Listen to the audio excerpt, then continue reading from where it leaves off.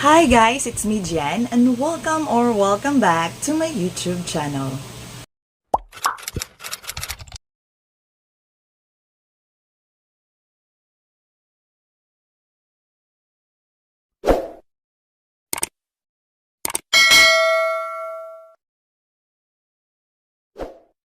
For today's video, pag-uusapan natin kung ano nga ba yung ibig sabihin bakit nagbibigay ng mga offerings yung mga Chinese during Ghost Month, lalong-lalo na sa Ghost Festival mismo na magaganap on August 18 sa taong 2024.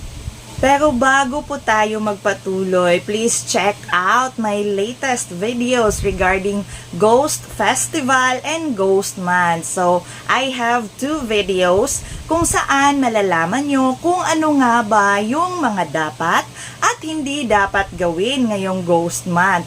To check out these 2 videos para maging mas handa kayo sa pagsalubong sa Ghost Month 2024 and to avoid misfortunes and bad luck, kagaya nga ng sabi nila. So, mas maigi na maging handa tayo at alam natin kung ano yung mga dapat iwasan, dapat gawin, at ano ang pwede nating maging proteksyon. So, napakadaming accessible at basic na mga ingredients na pwede nating gamitin para maging protektado tayo, lalong-lalo na sa panahong ito.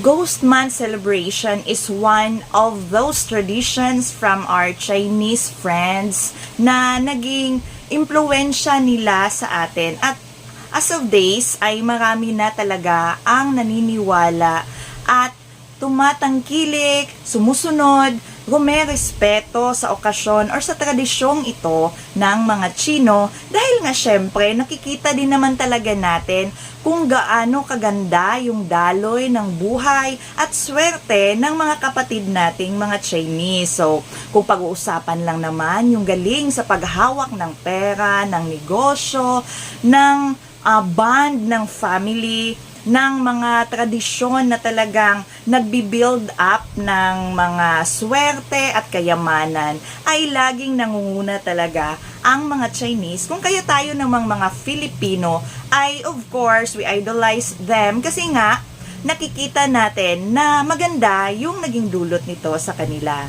So, during Ghost Month, so sa taong 2024, it will start on August 4.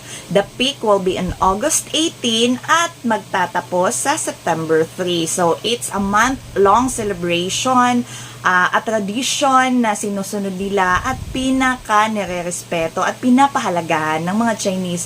At dito nila ginagawa yung malaking family gathering, lalong-lalo na sa ika-15th day, which is the Ghost Festival or the Hungry Ghost Festival. Para na rin itong Thanksgiving para sa mga kapamilya at ancestor nila na namayapa na alam nila at sa kanilang paniniwala ang siyang continued na nagbe-bless, nagagay, nagpo-protect sa buong family or sa buong angkan, kung kaya't during the Hungry Ghost Festival ay andun silang lahat on a long table. May kanya-kanyang seat or upuan na naka-allocate talaga para sa mga namayapa nilang kapamilya. So, the food will be very festive.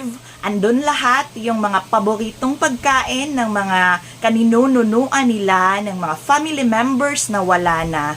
Dahil isa itong pagsasalo-salo, hindi lamang para sa mga living, kundi sa kanilang paniniwala, pati na din sa lahat ng mga namayapa na nilang pamilya. Kahalagahan ng offering sa panahon ng Ghost Month. Ayon sa kasaysayan ng Ghost Month, ang lahat ng kaluluwa na nasa impyerno ay walang pagkakataon na makatikim ng kahit kunting pagkain at inumin dahil nga nasusunog at naaabo lahat ng ito, kagaya ng sa tradisyonal na alamat kung paano nagsimula ang Ghost Month. Kung kaya't lahat ng Hungry Ghost ay sabik sa bawat offering, lalo na sa mga pagkain at inumin na makikita nila sa altar na inaalay para sa kanila. Ito di umano ang isa sa mga pinananabikan nila upang masatisfy ang uhaw at gutom nila sa buong taon. Ano-ano nga ba ang pwedeng i-offer to maintain the positive energy and karma at upang mapasaya ang mga hungry ghost? Sa panahon ng Ghost Month, nagbibigay ng offerings at paghahanda ang mga taong naniniwala sa tradisyong ito, hindi lamang sa loob ng bahay at altar during the Hungry Ghost Festival. Marami ang nagbibigay at naglalaan ng panandaliang offering altar sa labas ng bahay at mga business establishments, alay na din sa mga orphan hungry ghost o sa mga kaluluwang wala na umanong kapamilyang mapuntahan. Ito ay pinapahalagahan ng mga incheck upang doon mabaling ang atensyon ng mga kaluluwang ito at upang maiwasan na maghanap pa sila ng pagkain mismo sa loob ng mga kabahayan o negosyo. Ayon sa tradisyon, kailangang mapasaya mo lalo na ang mga hungry ghost upang imbis na mangdistorbo sila sa iyo ay blessings na di umano ang ibibigay nila sa pamilyang walang tigil na nag-aalay ng pagkain, insenso at Diyos paper na siyang ikinakasiya nila sa panahong andito sila at nagbabakasyon sa kalupaan. Kailangang maging consistent ka sa offering na ibinibigay mo sa mga hungry ghost dahil ayon sa paniniwala ng mga Chino, tinatandaan ng mga hungry ghost ang offering na ibinibigay mo. Ibig sabihin, ina-anticipate na nila na kada Ghost Month ay andon ang mga pagkain at lahat ng lagi mong ino-offer sa kanila kada taon. Kaya't kailangan ay mag-offer lamang ng kung ano ang kaya mong ibigay at mapanatiling maibigay kada Ghost Month.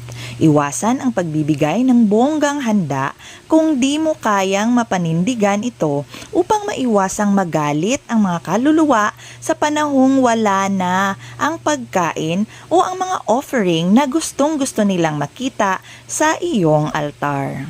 You can actually offer anything during Ghost Month, pero ang pinakasimple at tradisyonal na offerings ay binubuo ng mga butil kagaya ng rice grains at nuts o mani, inumin, rice wine at tea, ang karaniwang binibigay ng mga incheck, mga prutas, raw noodles at iba pa. Ang mga pagkaing ito ay pinaniniwala ang magsusustain sa mga hungry ghost during the Ghost Month period. Aside sa pagkain, palaging andon ang mga gold or shiny materials. Joss paper, ito ay mga fake Chinese bills at ang insenso na sinusunog upang mabuo ang ritual during this festival. Sinasabing ang usok mula sa insenso at juice paper ang magiging guide ng mga kaluluwa sa pagbalik sa pinanggalingan nila. Samantalang, ang mga makikinang at tila gold naman na mga bagay at mga joss paper ang monetary asset nila habang andito sila sa kalupaan. Para naman sa outdoor offering altar, mas maiging maging basic at simple lamang ang pagbibigay ng offer to maintain and sustain the tradition ano pa man ang mangyari sa mga susunod na taon. Samantalang sa loob ng bahay naman, Chinese give offerings in their prayer altar in sets of 3. So makikita natin 3 bowls of rice, 3 sets of chopsticks, at maging 3 sets din pati na sa tea. Dahil accordingly, it represents the 3 realms, the heaven, earth, and the underworld. Typically, mas ingrande ang offering at handaan sa loob ng bahay alang-alang sa mga namayapang kapamilya.